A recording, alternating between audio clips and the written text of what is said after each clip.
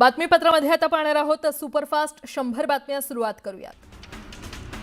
मुंबईत कमाल तापमानात वाढ होत असल्याने उकाड्याचा त्रास वाढलेला आहे। दुपारच्या वेळी मुंबईकरांना तीव्र उन्हाच्या झळा सहन कराव्या लागतात। मुंबईसह कोकण पट्ट्यातही उष्ण आणि दमट वातावरण राहण्याचा अंदाज हवामान खात्याने वर्तवलाय। पुढील 4 दिवसात राज्यातील तापमानात 2 ते 3 अंशांनी वाढ होण्याची शक्यता आहे। राज्यातील धरणांमध्ये यंदा मुबलक पाणीसाठा आहे। मोठ्या मध्यम आणि लघु प्रकल्पात मिळून 47.72% पाणीसाठा आहे। तर यंदा भारतीय हवामान खात्यानं एल निनोमुळे कमी पावसाचा अंदाज वर्तवलाय। त्यामुळे जलसाठा मुबलक असला तरीही जलसंपदा विभागानं ऑगस्ट अखेर पाण्याचं नियोजन केलंय।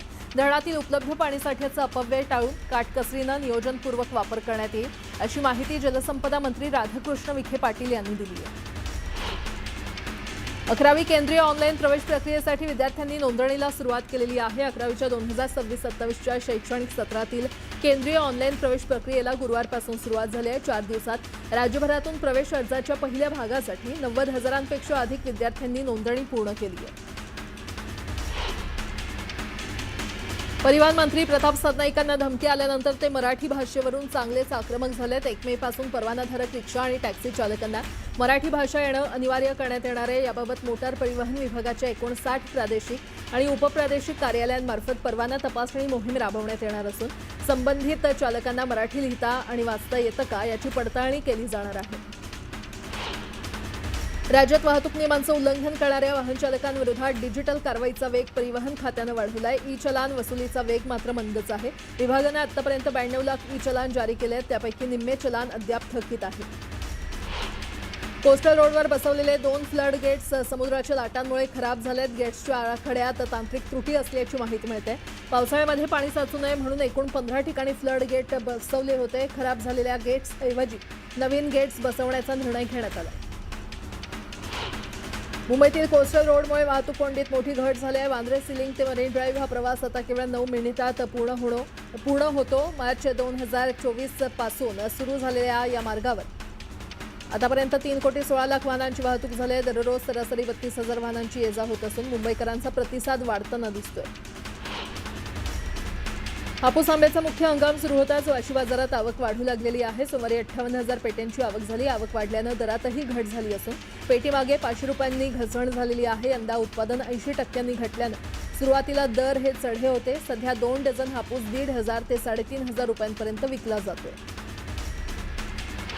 मध्यम वैतरणा प्रकल्पाअंतर्गत जलविद्युत आणि तरंगता सौर ऊर्जा प्रकल्प राबवण्याचा निर्णय घेण्यात आलाय। सुरुवातीचा 10 कोटींचा खर्च वाढून आता थेट 22 कोटींवर गेलाय। खर्च वाढीचा प्रस्ताव स्थायी समितीच्या मंजुरीसाठी सादर करण्यात आलाय। गारगाई धरण प्रकल्पासाठी स्थायी समिती आणि सभागृहाची मंजुरी मिळालेली आहे। या प्रकल्पातील तांत्रिक अडचणी टाळण्यासाठी 8 तज्ज्ञांची नियुक्ती करण्यात येणार आहे। स्पेन, जपान, नेदरलँड्स, इटलीच्या कंपन्यांचा प्रतिसाद मिळतोय, तर भारतीय कंपन्या देखील स्पर्धेत असणार आहेत। धरण डिझाईन, झाडांचं पुनरोपण आणि सुरक्षेसाठी तज्ज्ञांची मदतही घेण्यात येणार आहे। छत्रपती संभाजीनगरमध्ये रस्त्यावर उभ्या कारनं अचानक पेट घेतल्यानं एकाच खळबळ उडाली। अग्निशमन दलानं वेळीच धाव घेत आग नियंत्रणात आणली, मात्र कार पूर्णतः जळून खाक झाली होती। नंबर प्लेट नसल्यानं पोलिसांनी तपास सुरू केलाय। आगीचं कारण अद्याप अस्पष्ट आहे। कराड तालुक्यातील ऐतिहासिक वसंतगड किल्ल्यावर श्री चंद्रसेन देवाची यात्रा मोठ्या उत्साहात पार पडली। तळबीड आणि वसंतगड गावांचे ग्रामदैवत असलेल्या देवाच्या यात्रेत गुलाल खोबऱ्याची उधळण करण्यात आली। सातारा आणि सांगलीतील अनेक गावांच्या मानाच्या सासन काठ्या नाचवण्यात आल्या। यात्रेसाठी हजारो भाविकांनी गर्दी केली होती। धारावी पुनर्विकास प्रकल्पाअंतर्गत माटुंगा रेल्वे परिसरातील रहिवाशांना स्थलांतराचं आवाहन करण्यात आलंय। पुनर्वसन इमारतींच्या कामासाठी गणेशनगर, मेघवाडी आणि आसपासच्या भागातील घरं रिकामी करण्याच्या सूचना देण्यात आल्यात। रहिवाशांसाठी सहाय्यक केंद्र देखील सुरू करण्यात आले असून कागदपत्र आणि भाडे धोरणाबाबत मार्गदर्शन दिलं जातंय। लवकरच स्थलांतर केल्यास प्रकल्पाचं काम वेगानं होणार असल्याचं अधिकाऱ्यांनी सांगितलंय। नाट्यगृह भाडं वाढीच्या स्थगितीला मुंबई महापालिकेनं नकार दिलाय। नाट्यगृहाचं भाडं शुल्क 4,000 रुपयांपर्यंत वाढवण्यात आलं। दरवर्षी 5% वाढ करण्यात येणार आहे। पुणे जिल्ह्यातील इंदापूर तालुक्यातील बाभुळगावमध्ये ग्रामदैवत वेताळबाबा देवाची यात्रा मोठ्या उत्साहात संपन्न झाली आहे। ढोल ताशा, हलगी आणि अशा पारंपरिक वाद्यांच्या गजरात फटाक्यांची आतिषबाजी करण्यात आली।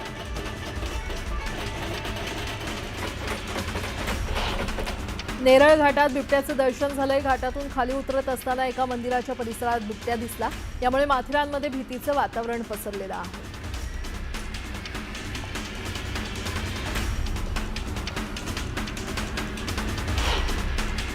आता एक मोठी बातमी। अमरावती जिल्ह्यातील परतवाडा इथे मुलींच्या लैंगिक शोषण आणि व्हिडिओ व्हायरल प्रकरणात आणखी एका आरोपीला अटक करण्यात आलेली आहे। हुजैर खान इक्बाल खान असं आरोपीचं नाव असून या प्रकरणातील आरोपींची संख्या वाढते। आतापर्यंत 8 मुलींची ओळख पटली असून पोलिसांकडे 18 व्हिडिओ आणि 39 फोटो मिळालेले आहेत। तर पीडितांना पुढे येऊन तक्रार द्यावी असं आवाहन पोलिसांनी केलंय।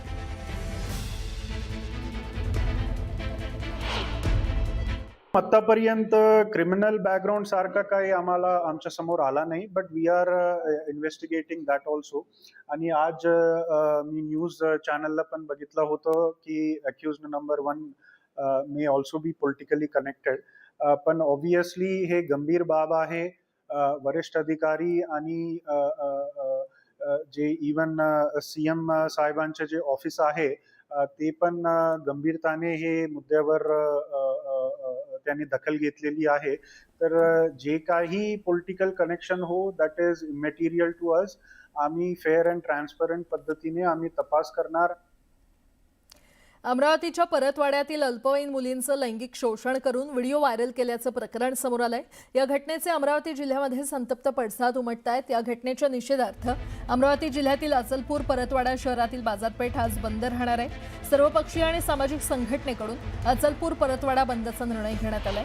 या घटनेतील आरोपींविरोधात कठोर कारवाई करण्याची मागणी करण्यात आलेली आहे।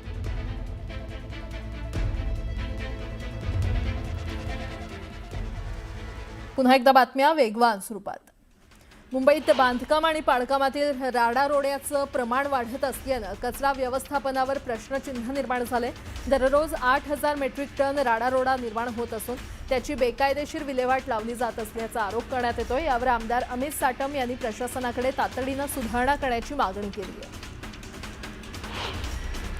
नागपूर महापालिकेत स्वीकृत नगरसेवकांचा सस्पेन्स अखेर संपलेला आहे। भाजपच्या वरिष्ठ नेत्यांनी 6 जणांच्या नावावर शिक्कामोर्तब केलं असून येत्या 20 एप्रिल रोजी होणाऱ्या महापालिकेच्या सभेत ही प्रक्रिया पूर्ण होणार आहे।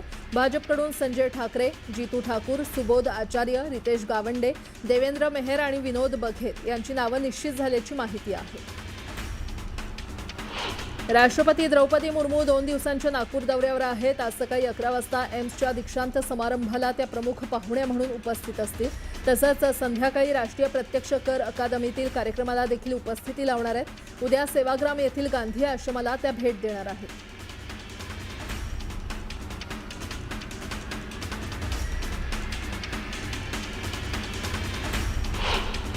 दिल्लीतील मालबा पोर्टल प्रमाणे मुंबईत डिजिटल ट्रॅकिंग प्रणाली लागू करण्याची मागणी करण्यात आलेली आहे। भाजपचे मुंबई अध्यक्ष अमित साटम यांनी महापौर रितू तावडे आणि आयुक्त अश्विनी भिडे यांना पत्र लिहत मागणी केली आहे। यात प्रकल्प नोंदणी, कचऱ्याच्या हालचालींचा रिअल टाइम मागोवा आणि नागरिकांना तक्रार नोंदवण्याची सुविधा सुचवण्यात आली आहे।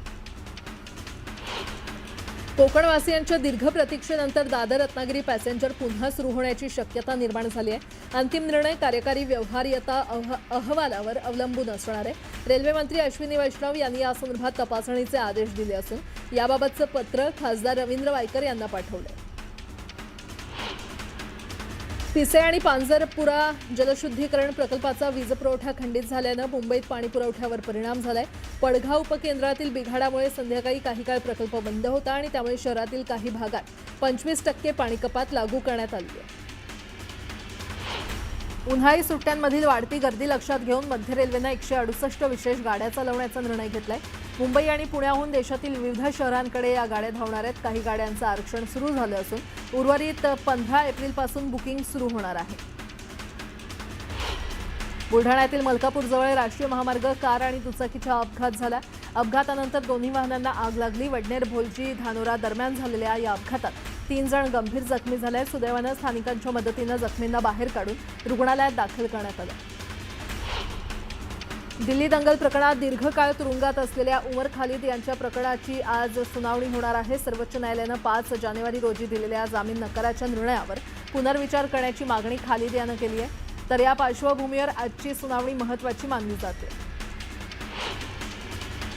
काँग्रेस नेते राहुल गांधींच्या नागरिकत्वाशी संबंधित प्रकरणावर आज लखनौ हायकोर्टात महत्त्वाची सुनावणी होणार आहे. गेल्या सुनावणी दरम्यान न्यायालयानं केंद्र सरकारला संबंधित कागदपत्र सादर करण्याचे निर्देश दिले होते.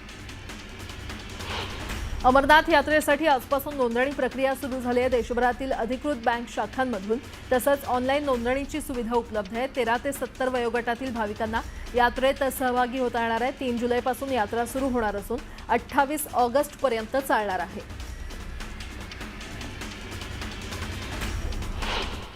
आता एक मोठी बातमी. भोंदू अशोक खरात प्रकरणात ईडीनं मोठी कारवाई करत 2 गोण्या कागदपत्र जप्त केली आहेत. नाशिक, सिन्नर आणि पुण्यात सलग छापेमारी करण्यात आली असून मालमत्ता आणि भूखंड व्यवहारांची महत्त्वाची कागदपत्र हाती लागली आहेत. या प्रकरणात बड्या सरकारी अधिकाऱ्यांचं कनेक्शन समोर येण्याची शक्यता असून नातेवाईकांच्या नावावर काळ्या पैशांची गुंतवणूक झाल्याचा संशय आहे. तर ईडीकडून पुढील तपास अधिक तीव्र करण्यात आलेला आहे.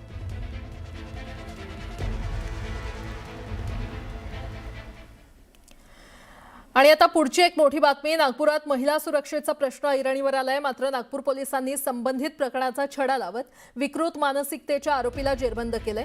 24 मार्च रोजी रात्री सुमारे 1:30 वाजण्याच्या सुमारास एका 25 वर्षीय महिला ती घरी जात होती आणि दरम्यान यावेळी काळ्या रंगाच्या दुचाकीवर आलेल्या आरोपीनं जैताळा रोडवर महिलेच्या दुचाकीला लाथ मारून पाडण्याचा प्रयत्न केला. तिच्यासोबत अश्लील हावभाव करून पाठलाग करत तिचा विनयभंग केला. घाबरलेल्या महिलेनं घटनेची तक्रार राणा प्रतापनगर पोलिसात दिली आणि तक्रारदार महिलेनं दिलेल्या वर्णनानुसार पोलिसांनी तब्बल 115 सीसीटीव्ही फुटेज तपासले आणि तक्रारदार महिलेनं दिलेल्या दुचाकीच्या क्रमांकावरून संशयित म्हणून कार्तिक पटले याला ताब्यात घेतलं.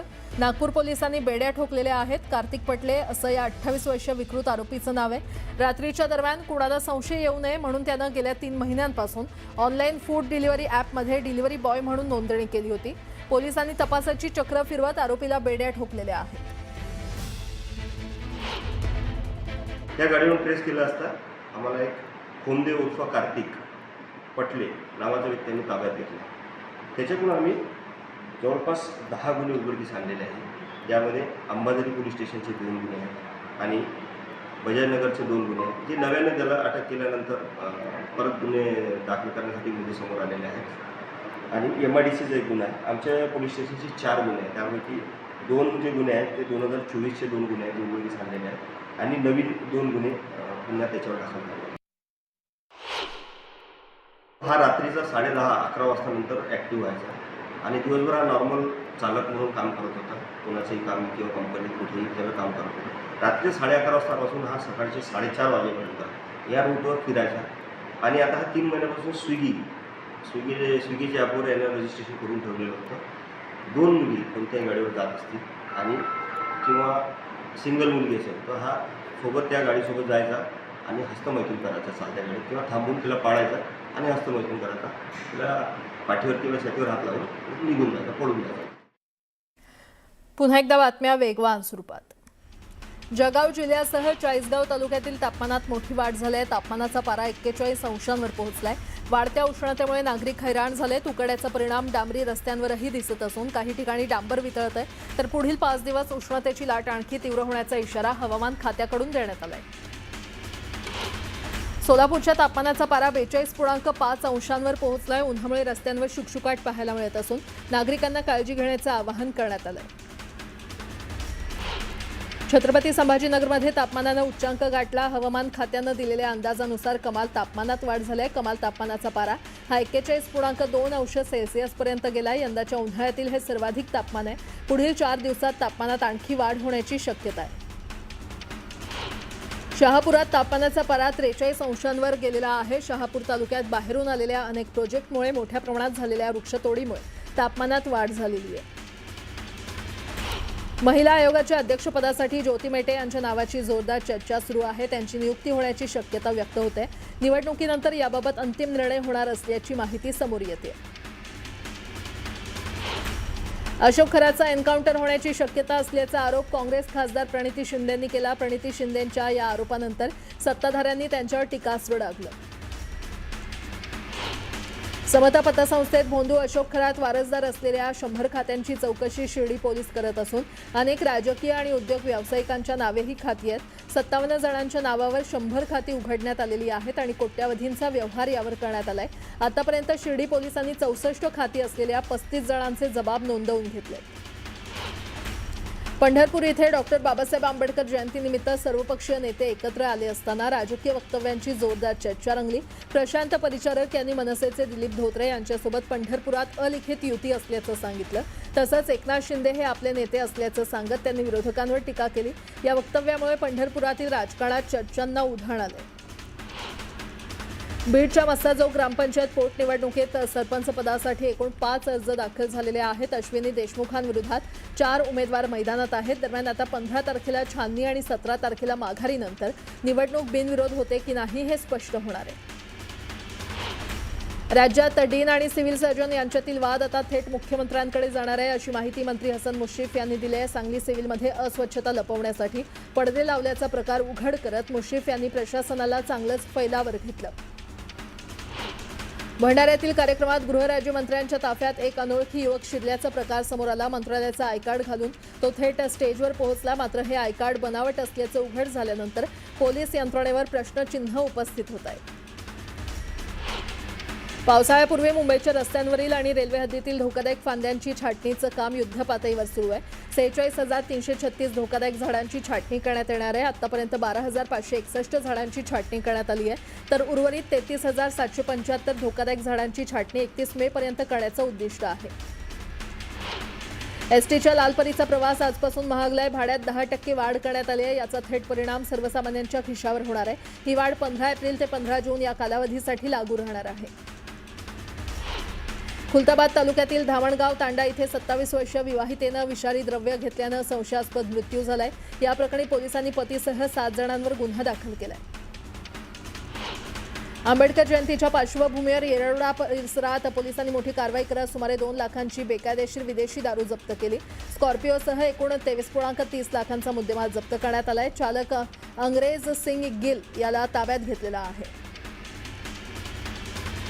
सिल्लोड तालुक्यातील चारणा नदीची सध्याची अवस्था अत्यंत चिंताजनक बनली असून नदीपेक्षा सांडपाण्याची गटारच अधिक वाटू लागलेली आहे. तर नदीपात्रात मोठ्या प्रमाणात कचरा साचलेला असून परिसरात दुर्गंधीचं साम्राज्य पसरलंय.